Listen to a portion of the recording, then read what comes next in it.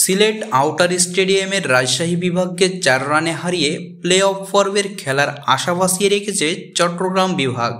তামিম ইকবালবিহীন চট্টগ্রাম আগে ব্যাটিংয়ে নেমে ৭ উইকেট হারিয়ে ১৯৮ রান করতে সক্ষম হয়েছিল। জবাবে তাওহিদ হৃদয়ের ৫০ বলে ৬৯ ও মুশফিকুর রহিমের ৩১ বলে ৪৬ রানের পরও রাজশাহী শেষ পর্যন্ত থামে ১৯৪ রানে।